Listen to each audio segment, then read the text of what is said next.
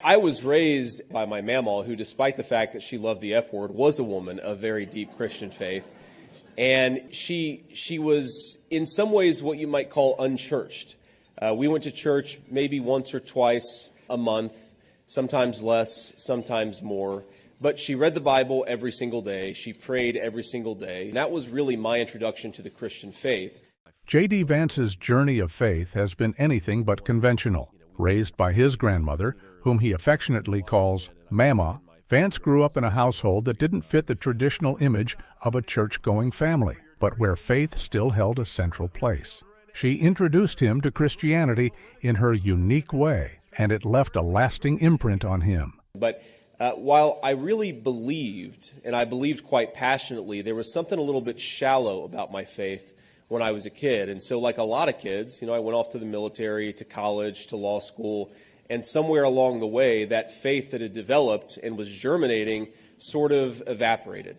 As Vance recounts, his initial faith gradually faded as he moved into new worlds, first the military, then college, and finally law school. The pull of academia and ambition led him away from the beliefs he once held, and he began to see faith as a relic of his upbringing. And so by the time that I was in law school, I started to call myself an atheist. And there was a certain arrogance to it. I think that there was this idea that I was smart and wise, and I knew things that my grandma never knew. This intellectual pride, Vance reflects, is common in secular circles and was a mindset he embraced for a time. But life brought him back to faith in unexpected ways. Falling in love with his wife and beginning a family opened his eyes to questions of purpose and morality that he had previously brushed aside. As he prepared to assume the roles of husband and father, Vance found himself turning back to Christianity for answers. You start thinking about the big questions about what do you want to be as a father? What do you want to be as a husband? What is required of me to be a good man? And I kept coming back to the answers were found in the gospel of Jesus Christ. And so that led me back to my faith.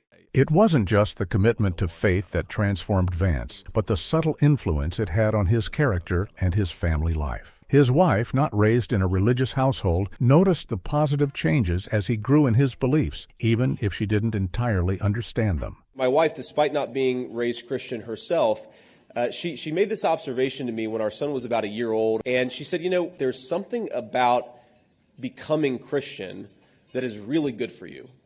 There's something about thinking about the Christian faith. There's something about practicing the Christian faith that makes you more patient with our son and makes you a little bit more forgiving. And I realized that she was describing grace. Vance's understanding of grace, however, didn't align with what he'd imagined as a young man. He had once believed it to be an instantaneous, transformative event. Now, he sees it as a gradual process, a journey rather than a destination, as small acts of faith add up to greater spiritual growth over time. Grace, the way that I understand it, is something that happens over a lifetime. That in ways big and small, if you practice your faith, if you pray, if you think about what it requires of you, then God makes you a little bit better each and every single day. This lifelong journey of faith also frames Vance's political views, where he advocates for values aligned with what he calls the common good. His faith shapes his stance on what he sees as essential moral obligations, including the need to protect religious liberty. For Vance, Christianity is under serious threat globally, and he believes it's critical for society to stand up for these freedoms. And of course, you wouldn't know it according to the reports of the mainstream media, but I believe the most persecuted faith in the world today is the Christian faith. I mean, there are hundreds of millions of Christians who are living under threat of violence right now because they live their faith. Reflecting on his political mission, Vance emphasizes that his commitment to Christianity is not exclusive to his beliefs, but rather is a pathway to creating a society that supports everyone's well-being. He believes deeply that Christian-inspired values of compassion and justice are foundational to a thriving society. To me, the Christian faith should be about the common good. Whether you're a Bible-believing Christian or not, you should pursue the kind of society where people can live a good life, where they can raise their children with good values, where if they work hard, they can earn enough to provide for a family. These beliefs extend to Vance's stance on social and political issues, especially the importance of religious freedom and conscience. Vance has seen the impact of these issues firsthand, noting that the political climate has made it increasingly challenging for people to openly live out their faith. He remains committed to advocating for these freedoms, a stance he feels is aligned with his Christian beliefs.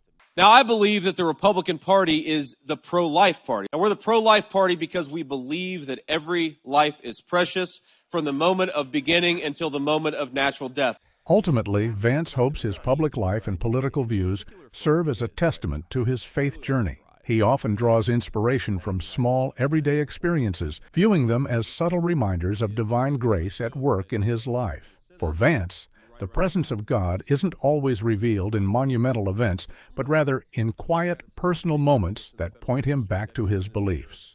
And I woke up around 3:30 in the morning. And, my mind is racing. I'm the kind of guy, I sleep like a baby. Even the past couple of weeks going through this vetting process for the vice presidential nomination, I still slept like a baby. But for some reason yesterday, on the morning of the biggest speech of my life, I've got 2.5 hours of sleep. Thoughts are racing through my head a mile a minute.